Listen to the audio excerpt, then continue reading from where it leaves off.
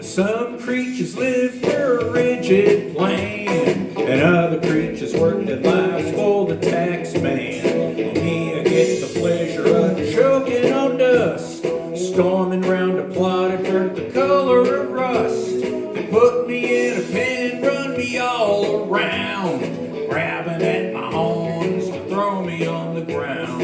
I can't take no more, this is giving me fits, so I showed those 10-gallon twits. A rancher conned me cause he was trying to win cash. I decided it was time to take out the white trash. Charged him head on and it got real intense when I put that mean old cowboy right through a frickin' fence. I'm a bull breaking free and I'm on the run. My bloody red horns pointed toward the setting sun, trying to get as far as I possibly can before they fry my hide. The only thing I want is to get across town before they finally catch up and gun me down and send me to that big grazing meadow in the sky.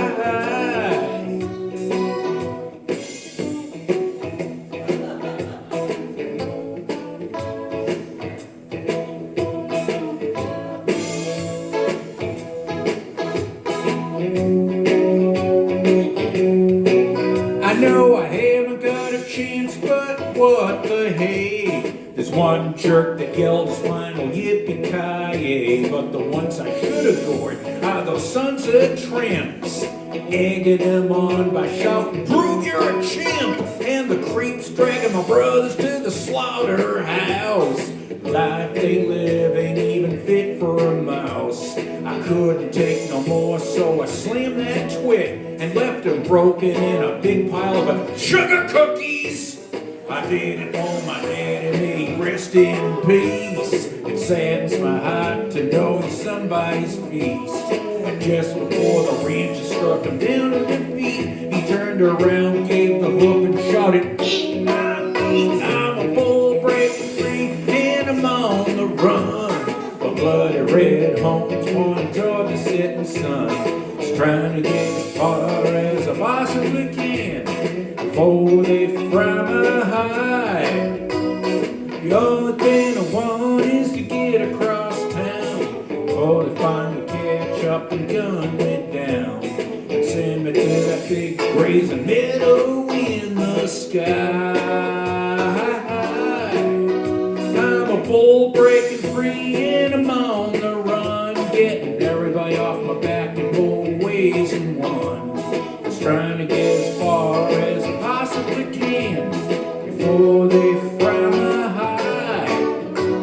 The only thing I want is to get across town before they finally catch up and gun me down and send me to that big grazing meadow in the sky. Hey, who's hee-haw now, suckers?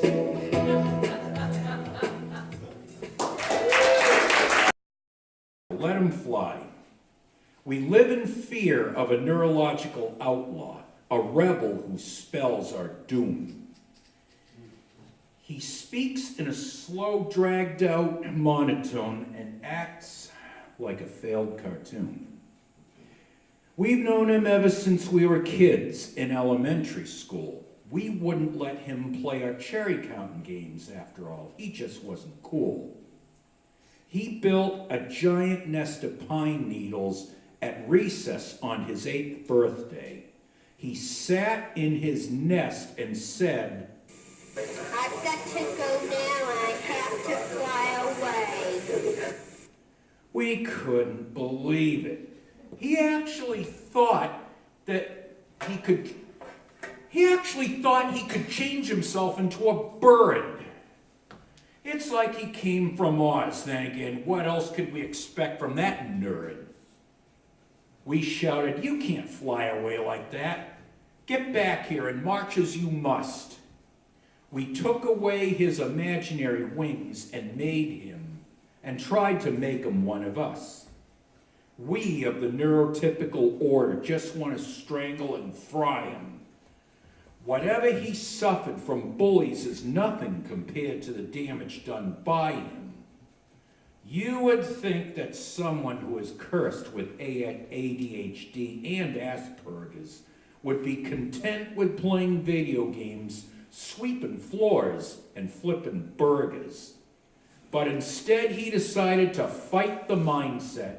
That means he'll never be bound to a society he sees as empty-headed, and he turns our worldview upside down.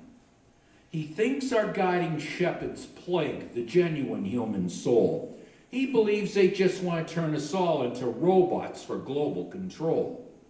He dances in the company of assertive women and appreciates what they're teaching.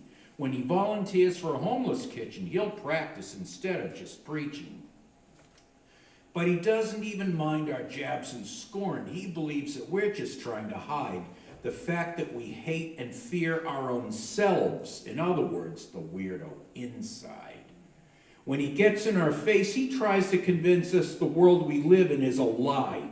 He's trying to wreck our way of life. We should have just let him fly. Thanks, Master.